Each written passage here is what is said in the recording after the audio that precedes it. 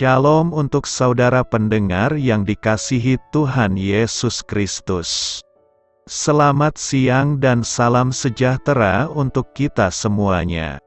Selamat datang kembali di renungan siang dan doa siang pada hari ini. Semoga saudara yang terkasih dalam keadaan sehat selalu. Kiranya damai dan sukacita Roh Kudus melimpah di dalam hati dan pikiran saudara saat ini. Sebelum kita mulai renungan pada siang hari ini, marilah kita bersama-sama berdoa. Bapa di kerajaan sorga, terima kasih atas penyertaan yang Engkau berikan kepada saya atas siang hari yang indah ini. Terima kasih telah memberi saya kesempatan untuk selalu dapat bersyukur atas segala pekerjaan yang aku kerjakan. Maka dari itu, saya mohon sertailah selalu diri ini sepanjang hari ini. Terima kasih atas berkat Tuhan hingga saat ini aku masih bisa merasakan kebaikan Tuhan dan buatlah agar bibirku selalu mengucap syukur kepadamu. Tuhan Yesus Kristus, terima kasih pada saat ini saya masih bisa bekerja. Tuhan, saat ini saya akan memulai pekerjaan saya. Berkatilah pekerjaan ini dan sertailah sepanjang saya selama bekerja pada hari ini, agar menjadi berkat bagiku, bagi keluargaku dan juga tempat saya bekerja. Berkati seluruhnya di siang hari ini agar berjalan dengan baik dan menjadi berkat untuk kami jalani bersama dengan anak Tuhan yang lainnya. Dalam nama Tuhan Yesus, aku berdoa. Amin. Sahabat pendengar yang kami cintai, bacaan renungan dan ayat emas Alkitab renungan kita siang hari ini akan kita mulai. Nats bacaan kita siang hari ini adalah, bangsa ini memuliakan aku dengan bibirnya, padahal hatinya jauh dari aku. Tertulis di dalam kitab Matius 15 ayat 8, judul renungan kita hari ini adalah Keluarga Palsu.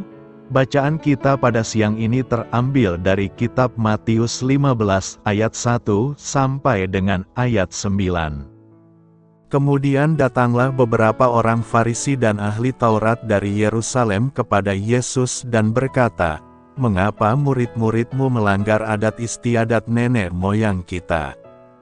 Mereka tidak membasuh tangan sebelum makan." Tetapi jawab Yesus kepada mereka, "Mengapa kamu pun melanggar perintah Allah demi adat istiadat nenek moyangmu?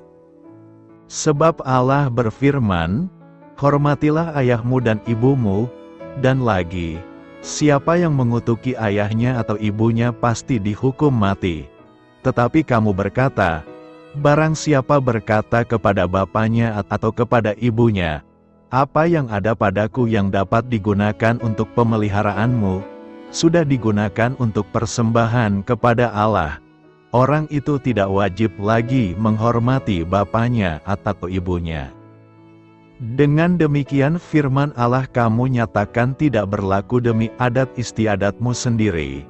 Hai orang-orang munafik, benarlah nubuat Yesaya tentang kamu. Bangsa ini memuliakan aku dengan bibirnya, padahal hatinya jauh daripadaku. Percuma mereka beribadah kepadaku, sedangkan ajaran yang mereka ajarkan ialah perintah manusia. Ayat renungan kita ini terambil dari kitab Matius 15 ayat 1 sampai dengan ayat 9. Kata bijak Alkitab hari ini adalah, kepura-puraan bertentangan dengan iman sejati. Mari kita mulai renungan siang kita. Baiklah, mari kita mulai segmen kisah inspiratif. Seorang kontraktor di California mencetuskan suatu ide inovatif dalam menjual rumah-rumahnya. Ia pikir cara yang baik untuk membuat sebuah rumah tampak menarik adalah dengan menghadirkan keluarga di dalamnya saat ia memamerkan rumah itu kepada calon pembeli. Maka, ia menyewa para aktor untuk memerankan keluarga bahagia dalam rumah-rumah model yang dibangun perusahaannya. Bahkan, para pembeli dapat bertanya kepada para aktor tentang kondisi rumah itu. Setiap anggota keluarga palsu itu menjalankan perannya masing-masing. Ada yang memasak, menonton televisi, dan bermain sementara para calon pembeli rumah melihat-lihat. Pemalsuan seperti ini memang tak salah, namun renungkan kepura-puraan para pemimpin agama di zaman Yesus. Mereka pura-pura mengasihi Allah, dengan saleh membuat daftar aturan yang harus mereka dan orang lain patuhi. Namun, ini hanya cara agar mereka tampak saleh. Mereka bahkan menganggap aturan buatannya sama penting dengan hukum yang langsung difirmankan Tuhan. Yesus menyebut mereka munafik. Di ucapan bibir saja tampaknya mereka menghormati Allah, tetapi hati mereka berkata lain. Mereka jauh darinya. Orang di masa kini pun banyak yang berpura-pura seperti ini. Secara lahiriah kita seperti orang Kristiani yang baik karena rajin ke gereja, menaati beberapa peraturan sesuai hukum, dan berkata benar. Kita berkata kita mengasihi Yesus, tetapi mungkin hati kita jauh darinya. Allah menghendaki kita untuk tidak berpura-pura. Allah melihat jalan kita dan mengenal hati kita.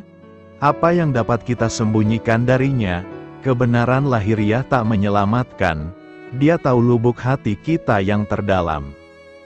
Penyembuhan ibu mertua Petrus. Matius 8 ayat 15 berkata, ia menyentuh tangan perempuan itu, dan demam itu meninggalkannya. Ia pun bangun dan melayani dia.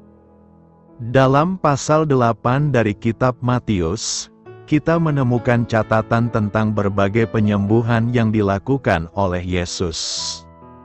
Salah satu penyembuhan ini adalah ketika Yesus datang ke rumah Petrus setelah mengajar di kota dan menemukan ibu mertua Petrus yang terbaring sakit dengan demam tinggi. Dalam penyembuhan ini, Yesus melakukan tindakan sederhana dengan menempatkan tangannya pada ibu mertua Petrus. Setelah itu, demam yang sedang diderita oleh perempuan tersebut langsung hilang. Pasal ini menunjukkan kuasa penyembuhan Yesus dan kemampuannya untuk mengatasi penyakit dan masalah kesehatan. Kisah ini adalah salah satu contoh dari banyaknya penyembuhan yang dilakukan oleh Yesus dalam pelayanannya di bumi. Melalui tindakan-tindakan seperti ini, Yesus menunjukkan kasih-Nya kepada manusia dan membuktikan kuasa-Nya sebagai anak Allah yang membawa penyembuhan dan pemulihan. Apa yang perlu kita renungkan dari nas hari ini? Pernyataan tentang penyembuhan ibu mertua Petrus memiliki beberapa makna dan pelajaran yang dapat direnungkan. Pertama, tentang kuasa penyembuhan Yesus. Pernyataan ini menyoroti kuasa penyembuhan Yesus. Hanya dengan menyentuh tangan perempuan tersebut, Yesus mampu menyembuhkan demamnya. Hal ini menunjukkan bahwa kuasa dan otoritasnya sebagai anak Allah memang benar-benar nyata dan dapat mengatasi penyakit dan kesusahan. Kedua, tentang kasih dan perhatian. Tindakan Yesus menyentuh tangan perempuan yang sedang sakit juga mencerminkan kasih dan perhatiannya terhadap individu. Yesus tidak hanya peduli pada kerohanian manusia, tetapi juga pada kesehatan fisik dan keadaan sehari-hari. Ini menunjukkan bahwa Yesus ingin memberikan keselamatan secara menyeluruh. Ketiga, tentang efek penyembuhan. Setelah penyembuhan, perempuan tersebut langsung bangkit dan melayani Yesus. Ini menggambarkan respons yang benar terhadap penyembuhan dari Yesus. Penyembuhan yang diberikan oleh Yesus seharusnya tidak hanya membuat seseorang sembuh secara fisik, tetapi juga membawa perubahan dalam hidup dan membuka jalan untuk melayani Tuhan. Keempat, Tentang pelayanan sebagai respons. Respons perempuan tersebut adalah pelayanan kepada Yesus. Ini mengajarkan kita bahwa setelah menerima penyembuhan atau berkat dari Tuhan, tindakan pelayanan dan pengabdian kepadanya adalah tanggapan yang tepat. Kita dipanggil untuk menghargai apa yang Tuhan lakukan dalam hidup kita dengan melayaninya dan melayani sesama. Karena itu, renungan ini mengandung pesan-pesan tentang kuasa Yesus dalam penyembuhan, pentingnya respons yang tepat terhadap berkat-Nya, serta arti dari pelayanan dan kesaksian dalam hidup seorang pengikut Kristus. Orang yang mencari Tuhan akan memuji nama-Nya. Kata-kata yang kita dengar dari Mazmur ini menggambarkan bagaimana seorang yang mencari Tuhan dengan setia. Mencari Tuhan bukanlah perjalanan yang berputus asa, tetapi sebuah perjalanan yang membawa harapan. Dalam ayat 26, Daud menyatakan bahwa orang yang mencari Tuhan akan memujinya. Ini mengisyaratkan bahwa ketika kita berusaha untuk mendekatkan diri kepadanya, kita akan menemukan alasan untuk bersukacita dan memuji nama-Nya. Meskipun kita menghadapi cobaan dan kesulitan, kehadiran Tuhan dalam hidup kita memberikan harapan yang tak tergoyahkan. Mencari Tuhan membawa pertolongan dan penyelamatan. Daud menegaskan dalam ayat 27 bahwa orang yang sengsara akan makan dan minum. Ketika kita merendahkan hati kita di hadapan Tuhan, Dia akan mengangkat kita dan memberikan pertolongan-Nya yang ajaib. Ketika kita mencarinya dengan setia, kita akan menemukan bahwa Dia adalah penolong yang setia dalam segala hal. Mencari Tuhan, kita akan mengalami transformasi yang luar biasa. Ayat 28 menyatakan bahwa segala kaum dari bangsa-bangsa akan sujud menyembah di hadapan-Mu. Ketika kita hidup dalam hubungan yang intim dengan Tuhan, kita tidak hanya diubah secara pribadi, tetapi pengaruh kita akan membawa berkat kepada generasi-generasi yang akan datang. Pengalaman kita dengan Tuhan akan menjadi saksi yang hidup bagi kuasa-Nya yang mengubah hati dan membawa pemulihan kepada bangsa-bangsa. Akhirnya, dalam mencari Tuhan, kita akan memuji dan menyembah nama-Nya untuk selama-lamanya. Daud menegaskan dalam ayat 31 bahwa anak cucu akan beribadah kepadanya. Ketika kita menemukan kebesaran dan kasih setia Tuhan dalam hidup kita, kita tidak bisa membungkam kegembiraan kita. Kita dipanggil untuk membagikan kesaksian kita kepada generasi-generasi berikutnya, sehingga nama Tuhan akan dipuji dan dimuliakan di seluruh bumi. Pertanyaan kita sekarang adalah, mengapa pemazmur mengajarkan bahwa orang yang mencari Tuhan akan memuji nama-Nya? Berdasarkan Mazmur 22 ayat 26-32 ini, kita menemukan beberapa alasan mengapa orang yang mencari Tuhan akan memuji nama-Nya. Pertama, karena ada janji pertolongan Tuhan. Dalam ayat 27, disebutkan bahwa orang yang mencari Tuhan akan mendapatkan makan dan kenyang, bahkan hatinya akan bersukacita senantiasa. Ini menunjukkan janji Tuhan untuk memberikan pertolongan kepada mereka yang sungguh-sungguh mencari Dia. Ketika seseorang mencari Tuhan dengan setia, mereka akan menemukan bahwa Dia adalah sumber kekuatan dan pertolongan dalam segala keadaan. Kedua, karena pengalaman kasih dan kebesaran Tuhan, Daud menggambarkan dalam ayat 28-29 bagaimana orang-orang yang mencari Tuhan akan merasakan kasih-Nya yang luar biasa. Mereka akan mengalami perubahan dalam kehidupan mereka dan merasakan kebesaran Tuhan dalam cara yang luar biasa. Pengalaman pribadi dengan Tuhan akan membangkitkan dalam diri kita rasa syukur dan kekaguman yang mendalam, sehingga kita tidak bisa tidak memuji nama-Nya. Ketiga, karena terjadi transformasi hati dan hidup. Ayat 30 menyatakan bahwa semua orang sombong di bumi akan berlutut di hadapannya. Ini menunjukkan bahwa pencarian akan Tuhan membawa transformasi yang luar biasa dalam hidup seseorang. Ketika kita mencari Tuhan dengan setia, hati dan hidup kita akan diubah sedemikian rupa, sehingga kita menjadi saksi hidup bagi kuasa-Nya yang mengubah. Keempat, karena terjadi kesaksian yang tak terbendung. Dalam ayat 31, Daud menyatakan bahwa anak cucu akan beribadah kepadanya, dan kepada keturunan yang akan datang diceritakan tentang Tuhan. Orang-orang yang sungguh-sungguh mencari Tuhan akan memiliki kesaksian yang tak terbendung tentang karya Tuhan dalam hidup mereka. Mereka akan menjadi saksi yang hidup bagi kebaikan dan kasih setia Tuhan, sehingga namanya dipuji dan dimuliakan di seluruh bumi.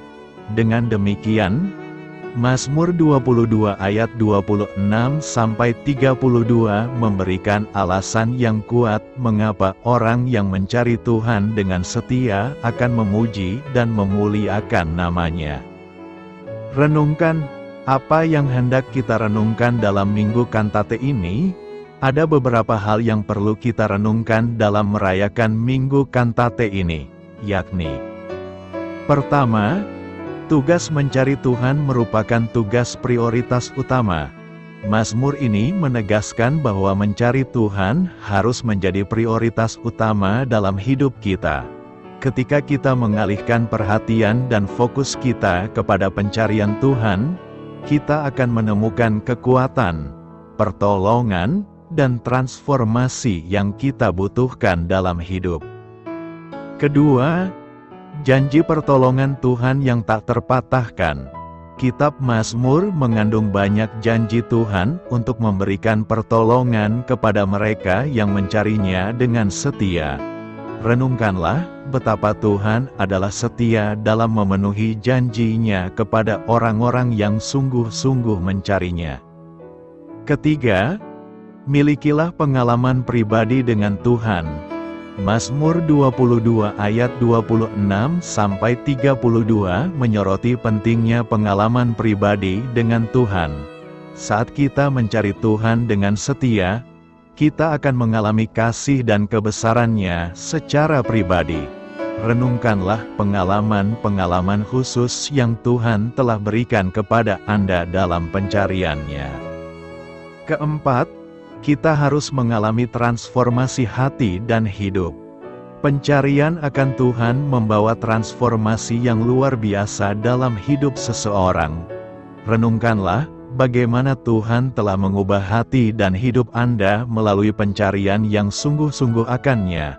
Karena itu, dengan khotbah ini, kita dipanggil untuk mempertimbangkan kembali prioritas hidup kita, mempercayai janji-janji Tuhan, mengalami hubungan yang lebih dalam dengannya, dan menjadi saksi hidup bagi kebaikan-Nya di tengah-tengah dunia yang penuh dengan tantangan. Tidak ada ruang bagi ketidakpedulian.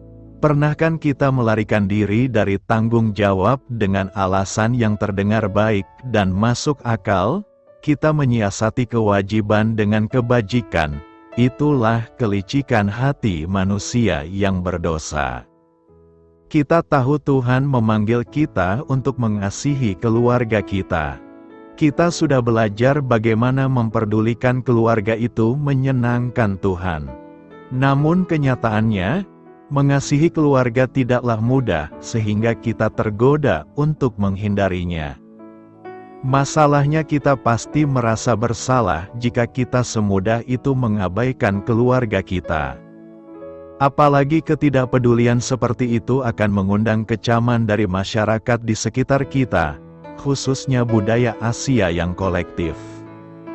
Lalu bagaimana kita menyiasati dengan kedok kebaikan, bahkan dengan bungkus agama? Kita menghindari kebaikan dengan kebaikan lain versi kita sendiri, agar kita tidak terlihat seperti anak durhaka yang tidak berbakti.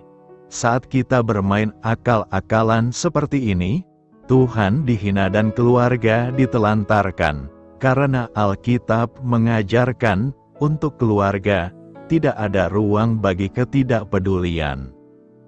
Pertemuan Yesus dengan orang Farisi dan ahli Taurat bukanlah pemandangan baru. Di Matius 12 misalnya, mereka mengkritik Yesus mengenai hari Sabat. Kemudian pada saat Yesus menyembuhkan orang yang kerasukan setan, orang Farisi bahkan menuduh Yesus berasal dari setan. Yesus tidak lepas dari kontroversi. Di teks kita hari ini, Yesus kedatangan orang Farisi dan ahli Taurat langsung dari Yerusalem. Fakta bahwa mereka datang dari pusat kerohanian agama Yahudi merujuk kepada keseriusan mereka untuk mengevaluasi Yesus dengan otoritas yang lebih berbobot.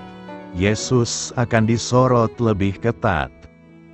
Serangan orang Farisi dan ahli Taurat, yang diserang adalah murid Yesus. Karena tindakan mereka melambangkan ajaran Yesus. Para murid dituduh melanggar adat istiadat nenek moyang, yaitu tidak membasuh tangan sebelum makan. Mengapa tindakan yang terkesan sepele, seperti membasuh tangan, dinilai sebuah pelanggaran? Untuk orang Yahudi, perintah Allah dapat dibagi menjadi dua bagian. Ada hukum tertulis, yaitu Taurat itu sendiri. Ada juga hukum lisan, yaitu tafsiran para ahli Taurat dan guru Yahudi mengenai Taurat. Hukum lisan ini diajarkan turun-temurun sejak zaman Musa dan berisi berbagai macam aturan detail yang mencakup kehidupan sehari-hari orang Yahudi agar mereka mentaati Taurat.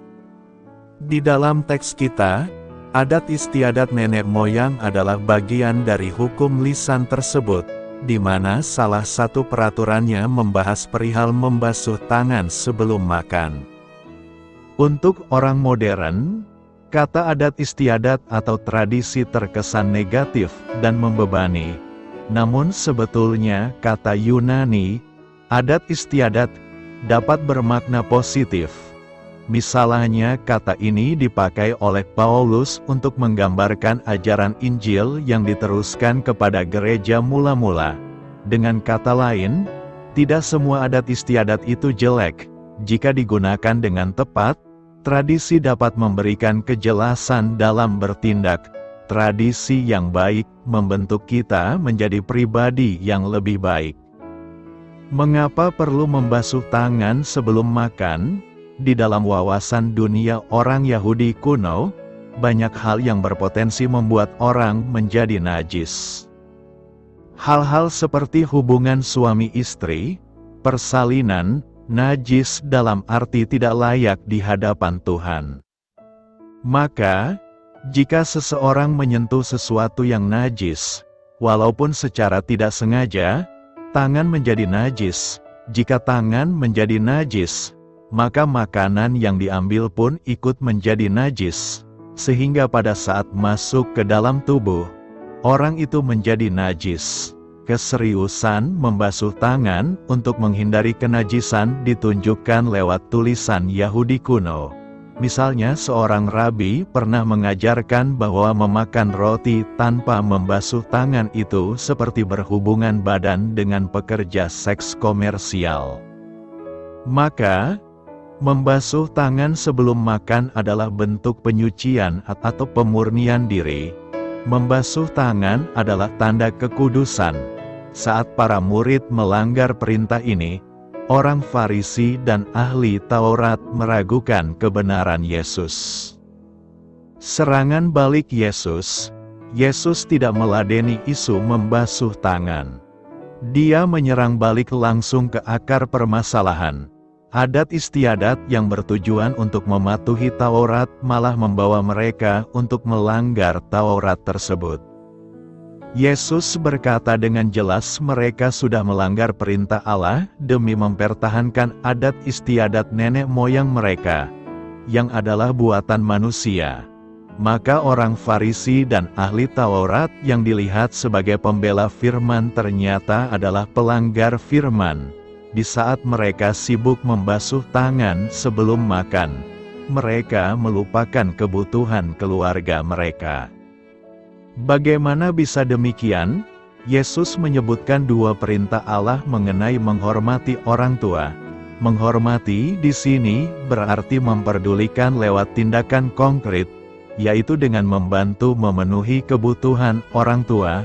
Penghormatan itu juga ditunjukkan lewat cara kita berbicara tentang orang tua kita. Dengan kata lain, memperdulikan orang tua lewat tindakan dan perkataan bukan hanya sebuah kewajiban atau norma budaya, melainkan perintah Allah. Namun perhatikan kontras antara, sebab Allah berfirman, di permulaan ayat 4 dan, tetapi kamu berkata, di permulaan ayat 5. Kontra perintah Tuhan, orang Farisi dan ahli Taurat berhasil menemukan celah. Ada sebuah adat istiadat yang menyatakan bahwa apa yang kita miliki dapat kita dedikasikan kepada bait Allah, sehingga tidak dapat digunakan untuk kebutuhan lainnya. Ini adalah deklarasi formal di mana harta seperti uang, materi, properti akhirnya hanya boleh dipakai untuk kebutuhan bait Allah. Jika ada orang tua dalam keadaan membutuhkan, barang atau uang yang sudah didedikasikan ini tidak dapat dipakai untuk membantu mereka. Termasuk jika sang anak misalnya menyesal telah melakukan janji persembahan ini, dan ternyata ingin menolong orang tuanya. Tetap saja hartanya tidak bisa dicairkan. Mengapa? Karena menurut adat istiadat ini, jika kita sudah berjanji kepada Tuhan, sifatnya tidak bisa ditarik kembali. Di dalam kitab Markus, kita menemukan pemaparan adat istiadat yang sama. Tetapi kamu berkata, kalau seorang berkata kepada bapaknya atau ibunya, apa yang ada padaku, yang dapat digunakan untuk pemeliharaanmu, sudah digunakan untuk korban yaitu persembahan kepada Allah, maka kamu tidak membiarkannya lagi berbuat sesuatu pun untuk bapaknya atau ibunya.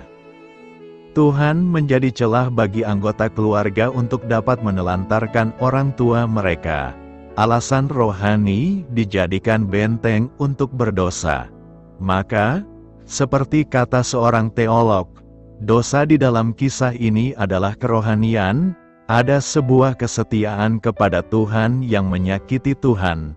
Karena menyakiti sesama, akibatnya, firman Tuhan itu sendiri menjadi tidak berlaku. Kata tidak berlaku memiliki arti pembatalan legal. Firman Allah berhenti berfungsi sebagai firman. Kesimpulan Yesus mengenai orang Farisi dan ahli Taurat adalah, Yesus memanggil mereka orang-orang munafik, tangan mereka boleh bersih, namun hati mereka kotor. Mulut mereka memuji Tuhan, tapi hati mereka jauh dari Tuhan. Ibadah mereka boleh indah, tapi tidak berarti, karena mereka gagal melakukan apa yang Tuhan perintahkan. Kutipan dari kitab Yesaya memberikan gambaran sang imam yang sibuk melayani Tuhan dengan berdoa dan mempersembahkan korban. Namun para rohaniawan ini menelantarkan kebutuhan anak yatim piatu dan janda-janda. Begitu juga orang Farisi dan ahli Taurat bersembunyi di balik aturan bait Allah sambil mengabaikan kebutuhan orang tua. Saya teringat ucapan Samuel dapat melengkapi kesimpulan Yesus di sini. Tetapi jawab Samuel, apakah Tuhan itu berkenan kepada korban bakaran dan korban sembelihan sama seperti kepada mendengarkan suara Tuhan? Sesungguhnya, mendengarkan lebih baik daripada korban sembelihan, memperhatikan lebih baik daripada lemak domba-domba jantan. Dari teks kita, pelajaran rohani apa saja yang dapat kita petik? Kita perlu mengevaluasi ulang adat istiadat atau tradisi yang kita pegang erat selama ini, termasuk tradisi gereja kita. Adakah tradisi yang membawa dampak negatif kepada kehidupan berkeluarga?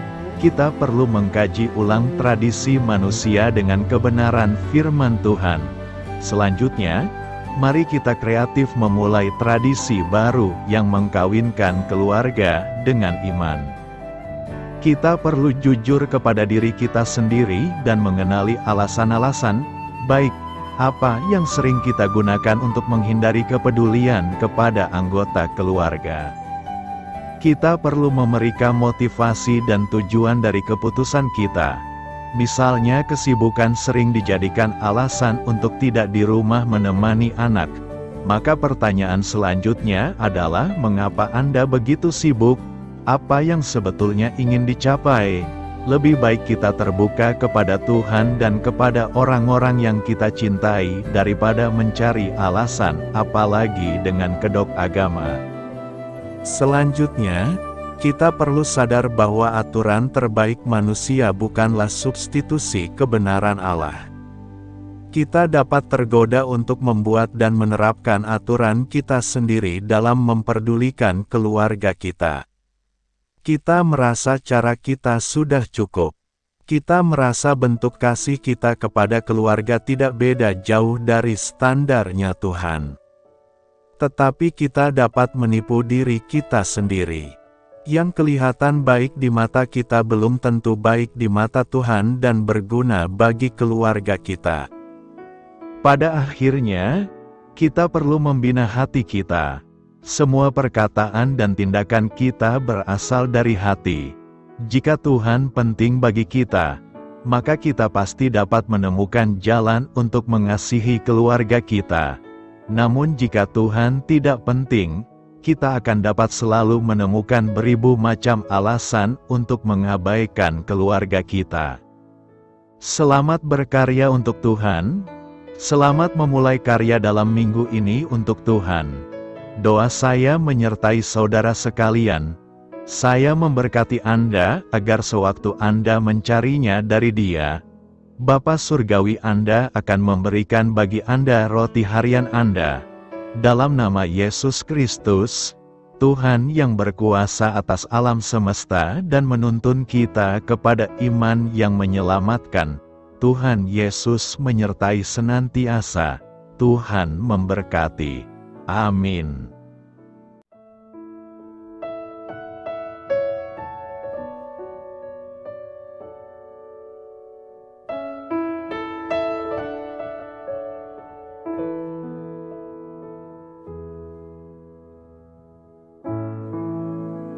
Demikianlah renungan firman Tuhan pada siang hari ini. Semoga menjadi kekuatan di dalam hidup kita dan menjadikan kita pribadi yang lebih sukses. Sebelum kita memulai aktivitas hari ini, marilah kita berdoa. Bapa kami yang ada di sorga, terima kasih atas kasih dan kebaikan Tuhan yang begitu besar buat kami. Tuntunlah perbuatanku agar di sepanjang hari ini saya bisa bekerja sebaik-baiknya, tidak pernah jemu menolong sesama, selalu ramah dan tahu terima kasih, menghayati iman dan mengamalkannya dengan sekuat tenagaku. Semua ini saya sampaikan kepadamu, dengan pengantaraan Kristus, Tuhan kami. Allah, Bapa kami bersyukur kepadamu, bahwa dengan bekerja kami boleh ambil bagian di dalam karya-Mu mensejahterakan dan membahagiakan umat manusia. Kami mohon bimbingan-Mu dalam melaksanakan pekerjaan kami hari ini. Bimbinglah kami agar sanggup bekerja dengan semangat kasih, dengan riang, rajin dan jujur. Terima kasih, Tuhan. Amin. Dalam nama Tuhan Yesus Kristus Tuhan dan Juru Selamat kami, Bapa kami yang baik, kami mengucap syukur dan berdoa. Amin. Biarlah firman Tuhan menjadi pengingat untuk kita semua, bahwa tuntunan dari Roh Kudus akan selalu memberi jalan keluar bagi setiap permasalahan hidup kita, dan memberi kedamaian di hati kita. Amin. Sampai jumpa di renungan siang saudara rohani berikutnya. Shalom.